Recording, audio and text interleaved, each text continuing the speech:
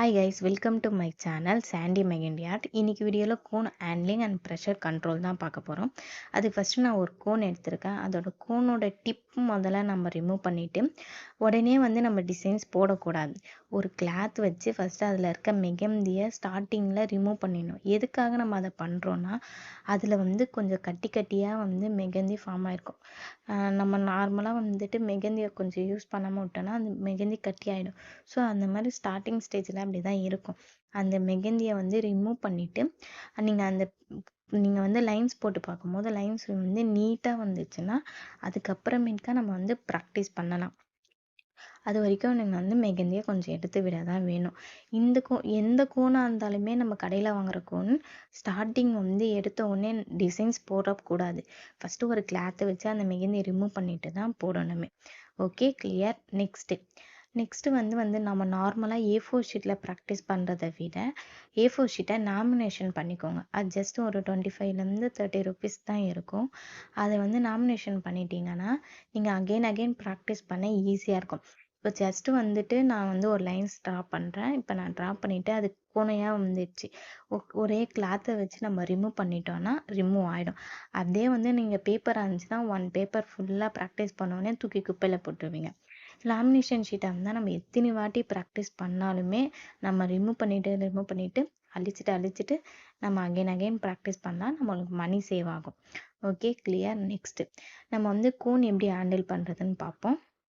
நம்மளோட ஃபிங்கர்ஸ்க்கு நடுவில் கோனோட டிப் விட்டுட்டு தம் ஃபிங்கரால் ப்ரெஷர் கண்ட்ரோல் பண்ணணும். இப்போ ப்ரெஷர் கண்ட்ரோல் பண்ணும்போது நம்ம ஸ்டார்டிங் ஒரு ப்ரெஷரில் எடுத்துகிட்டு நடுவில் ப்ரெஷர் கண்ட்ரோலில் விட்டுட்டோன்னா இந்தமாரி லைன்ஸ் ட்ராப் ஆகி வரும். அப்போ நம்ம என்ன பண்ணுவோம், அகெயின் அந்த லைனுக்கு மேலே ட்ரா பண்ணும்போது டாட்ஸ் வரும். அந்த இடம் மட்டும் கொஞ்சம் பெருசாக சின்னதாக அந்த மாதிரி வரும். ஸோ அந்த மாதிரி போடவே கூடாது. போடும்போது டிசைன்ஸே ஸ்பாயில் ஆகிடும். ஓகே, இப்போ நான் போடுறது எல்லாமே ப்ரெஷர் கண்ட்ரோலில் இப்போ அது எடுத்தால் எப்படி இருக்கும் அப்படின்றத நான் காட்டியிருக்கேன். இப்போ ப்ரெஷர் கண்ட்ரோல் ஸ்டார்டிங் நீங்கள் பேப்பர் டச்சே ஆகக்கூடாது. ஃபஸ்ட்டு நீங்கள் லேசாக ப்ரெஷர் கண்ட்ரோலில் மெகந்தியை விட்டுட்டு அதே ப்ரெஷர் கண்ட்ரோலில் நீங்கள் லாஸ்ட்டில் மெகந்தியை கொண்டு போய் விடணும். அப்படி போடும்போது ஸ்டார்டிங் ஸ்டேஜில் உங்களுக்கு அந்த டாட்ஸும் வராது, எண்ட்லேயும் டாட்ஸ் வராது. இப்படி போடும்போது தான் நீட்டான லுக் கிடைக்கும். ஓகேவா? இப்போ நான் இப்போ பேப்பர் டு பேப்பர் டச்சே ஆகக்கூடாது. ஓகேவா? இப்போ மெகந்தியும் பேப்பரும் டச் ஆகவே கூடாது. அப்படி ஆகும்போது உங்களுக்கு ஒரு இடம் நல்லா வரும், இன்னொரு இடத்துல அந்த கிறுக்குன மாதிரி ஆகிடும். ஸோ அந்த மாதிரி வரவே கூடாது. நீங்கள் உங்களோட கையை வச்சு நீங்கள் பேலன்ஸ் பண்ணிவிட்டு மெகந்தியை தூக்கி நீங்கள் ஸ்டார்டிங்கில் எந்த ப்ரெஷரில் கொண்டு வரீங்களோ எண்டு சேம் அதே ப்ரெஷர்லேயே முடிக்கும் போது நீட்டான லுக் கிடைக்கும். ஓகேவா? இதுதான் ப்ரெஷர் கண்ட்ரோல். இது நார்மலாக ஒரு தின் லைன் போடுறது, ஒரு நார்மலாக ஆர்ம்ஸ் போடுறது அதுக்கெல்லாமே இந்த ப்ரெஷர் கண்ட்ரோல்லே தான் இருக்கும்.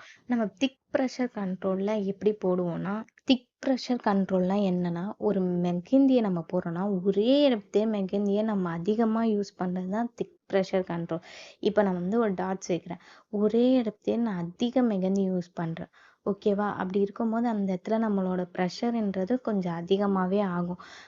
அதை தான் நம்ம திக் ப்ரெஷர்னு சொல்லுவோம். ஓகேவா?